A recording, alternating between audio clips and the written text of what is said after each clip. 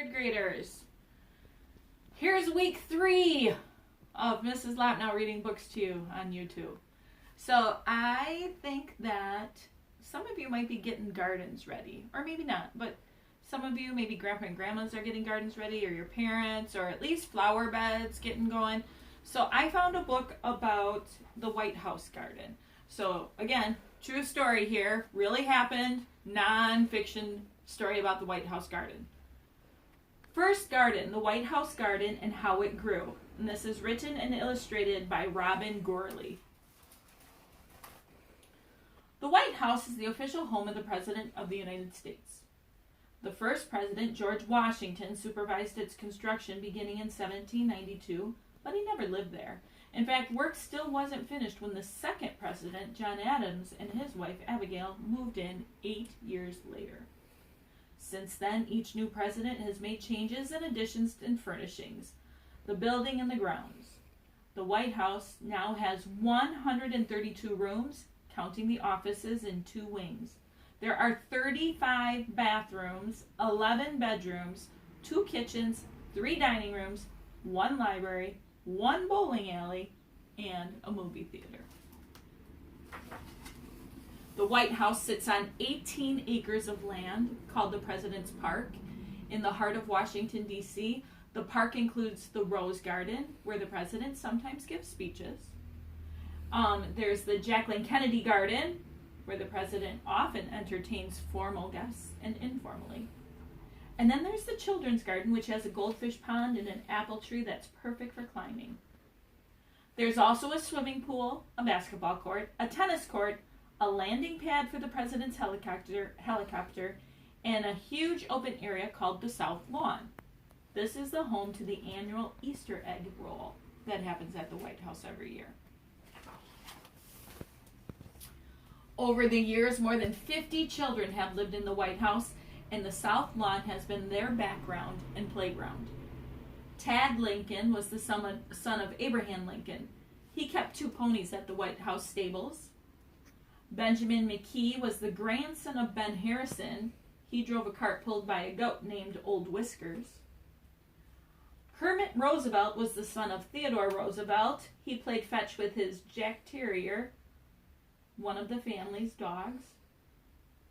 John Kennedy Jr., son of John F. Kennedy, liked to splash in the White House fountain. Tricia Nixon, she was the daughter of Richard Nixon. She was actually married in the Rose Garden. And then Amy Carter, she was the daughter of Jimmy Carter. She had slumber parties in her treehouse in the South Lawn. Other first families had vegetable gardens at the White House, but there hadn't been one since Eleanor Roosevelt's Victory Garden. It was planted in 1943 during World War II to show Americans the importance of growing extra food and conserving fuel to support the war effort. John Adams planted the first White House garden, so first families could enjoy fresh fruits and vegetables. Thomas Jefferson had added ornamental trees and fruit trees to the grounds. John Quincy Adams described the garden during his first term of office as 2 acres covered with forest and fruit trees, shrubs, hedges, vegetables, kitchen and medicinal herbs, hothouse plants, flowers, and weeds. Andrew Jackson built the White House Orangery, a greenhouse for year-round tropical fruit. But after the war ended and fruit was more readily available at grocery stores, most Americans lost interest in any backyard gardening. Mrs. Obama began planning for the kitchen garden right away. She would need lots of help, but she knew some very good workers. Here in 1918, President Woodrow Wilson and his wife, they grazed sheep on the lawn. They called it edible landscape. Eleanor Roosevelt was the one who had the Victory Garden. She encouraged citizens to plant their own gardens, and it's estimated that by the end of World War II, 20 million homeowners had gardens that produced fresh vegetables. And Patricia Nixon, the First Lady, Patricia Nixon, she organized spring and fall tours of the White House grounds. And it was her daughter Tricia who had her wedding in the Rose Garden. In March On the first day of spring, Mrs. Obama invited 23 fifth grade boys and girls from Bancroft Elementary School in Washington, D.C. to come and help her begin work in the garden.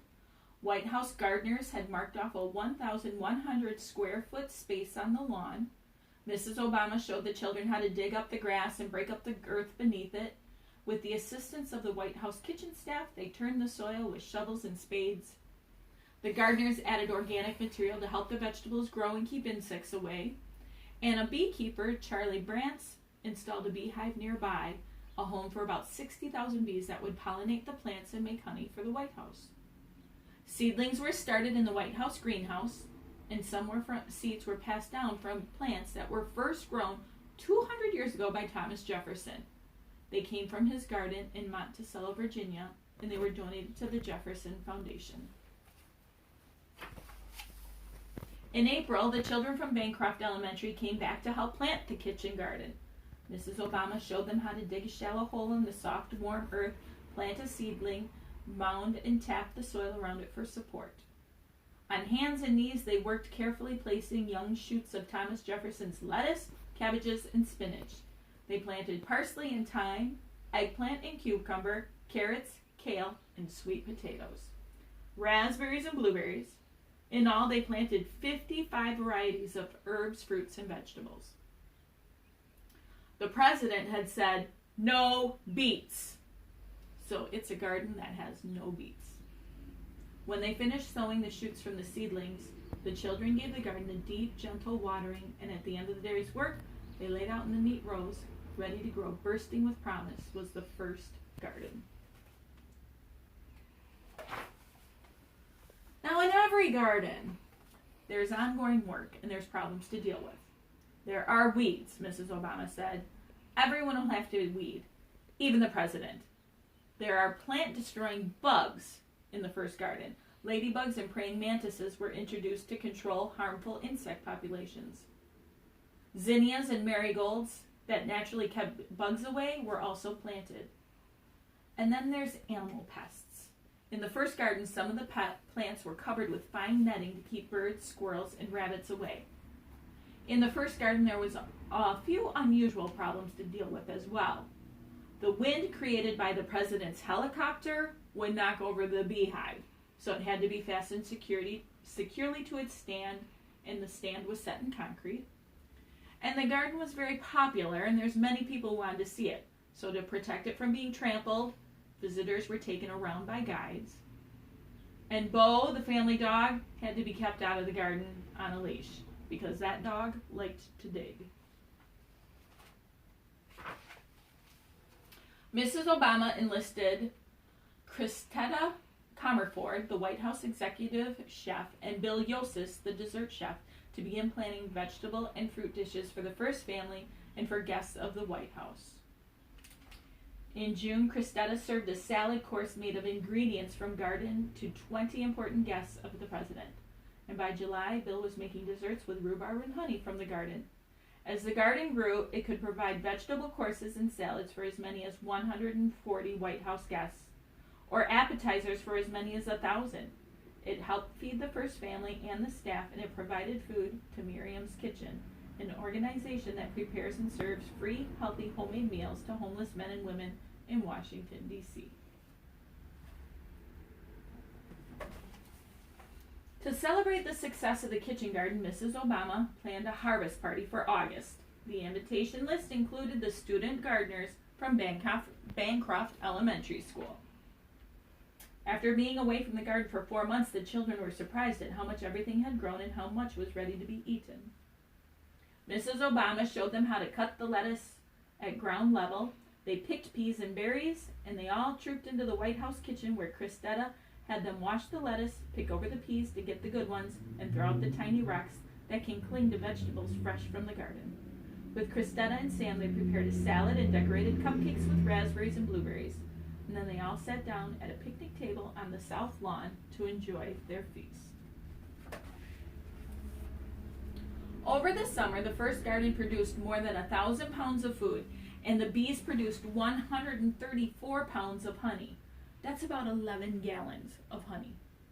In September, Mrs. Obama hosted a dinner for the spouses of the international leaders was a very elegant affair, and each guest was given one-of-a-kind china tea set and a hand-blown glass container full of White House honey.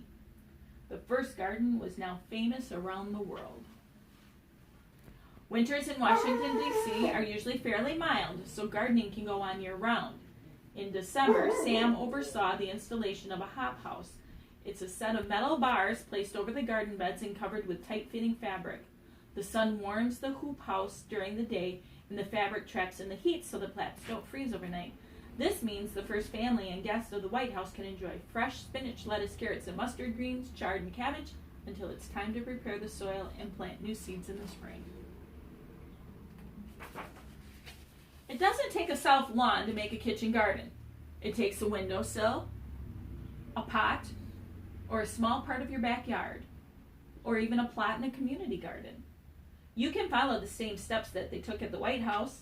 Prepare the soil, plant your seeds, keep the weeds out, harvest, and save your seeds for next year.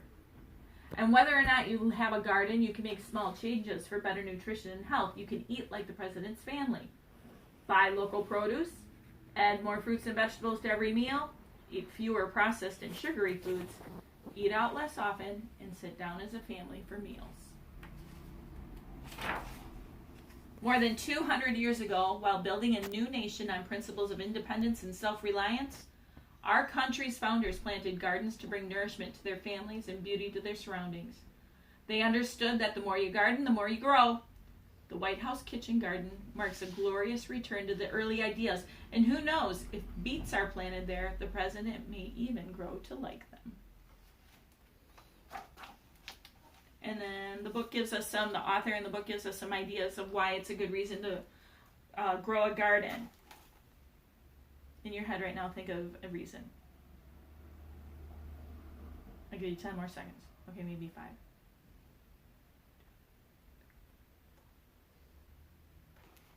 Okay, how about gardens produce fruits and vegetables which are good for you? Going outside and gardening is good exercise to get.